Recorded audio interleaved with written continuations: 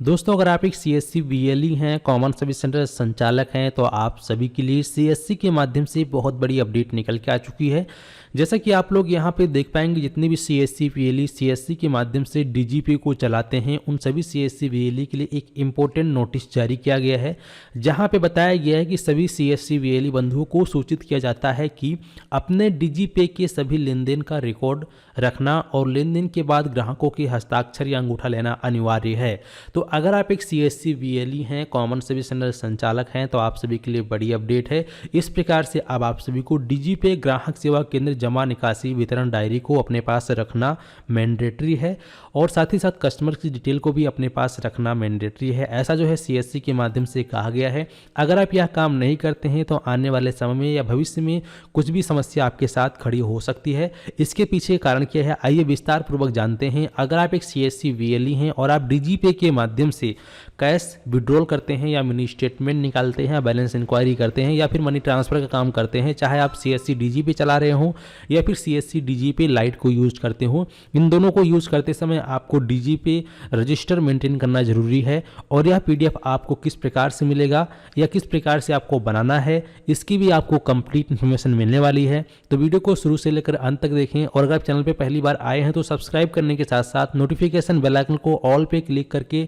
On कर लीजिए, ताकि इसी प्रकार की लेटेस्ट इन्फॉर्मेशन आप लोग को सबसे पहले मिल पाए। तो आइए जानते हैं कि यह पीडीएफ आपको किस प्रकार से मिलेगा और क्या क्या चीज़ें बताई गई है।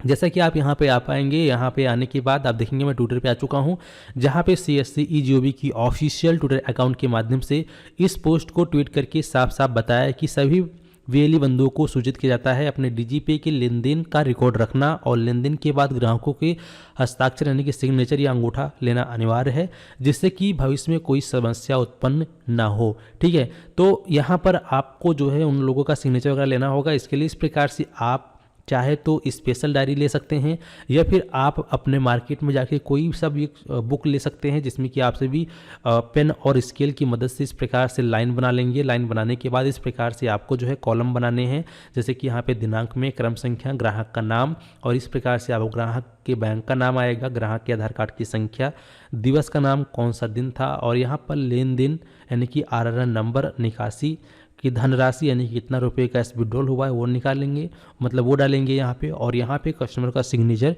या फिर अगर सिग्नेचर नहीं करता तो उसका आप अंगूठे का निशान लगवा लेंगे। ठीक है, और इस प्रकार से आप सभी को जो है एक डायरी को बनाना है और उसमें आप सभी के पास जितने भी कस्टमर आते हैं एपीएस के थ्रू कैश विड्रॉल निकलवाने के लिए या फिर मिनी स्टेटमेंट या बैलेंस इंक्वायरी जो भी करवाते हैं, तो आपको जो है उनके डिटेल्स को दर्ज करना है, ताकि आगे चल के वो ऐसा ना कह सकें आपको कि आपने हमारा आधार यूज करके पैसे निकाला लेकिन आपने हमें पैसे नहीं दिया है। क्योंकि जब आप उनका कैश विड्रॉल करेंगे तो उनके पास पूरा प्रूफ होता है, क्योंकि वो सभी डिटेल्स बैंक में रिकॉर्ड हो जाती हैं कि आपने कैश विड्रॉल किया है इतनी तारीख को इतने बजे। लेकिन जब आप हाथ से कैश दे रहे होते हैं तो आपके पास कोई भी प्रूफ नहीं होता है। तो उस प्रूफ को रखने के लिए आपको ये डायरी मेंटेन करना मैंडेटरी है, जिससे कि आपके ऊपर कोई भी संकट खड़ा ना हो। ठीक है, तो अगर आप लोग को ये वाला पीडीएफ चाहिए तो ये वाला पीडीएफ भी आप सभी को जो है जल्द ही मिल जाएगा। इसके लिए आप सभी को हमारे टेलीग्राम ग्रुप में ज्वाइन होना होगा। टेलीग्राम ग्रुप का लिंक आपको वीडियो के डिस्क्रिप्शन बॉक्स में मिल जाएगा, वहाँ पे ज्वाइन हो जाओगे।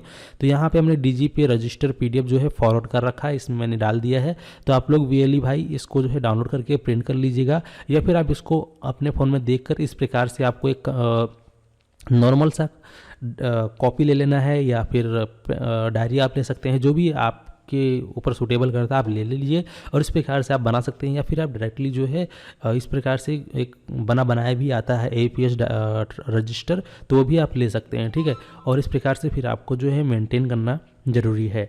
उम्मीद करते हैं कि आप लोग अच्छे से समझ गए हैं और अगर आपके मन में कोई कन्फ्यूजन या डाउट है तो आप हमें कमेंट बॉक्स में बताइएगा और इस वीडियो को और भी वीएलई तक जरूर साझा करें, शेयर करें, ताकि वह वीएलई भी इसके बारे में अधिक से अधिक जानकारी प्राप्त कर सकें। चैनल को सब्सक्राइब नहीं किया तो अभी कर लीजिए।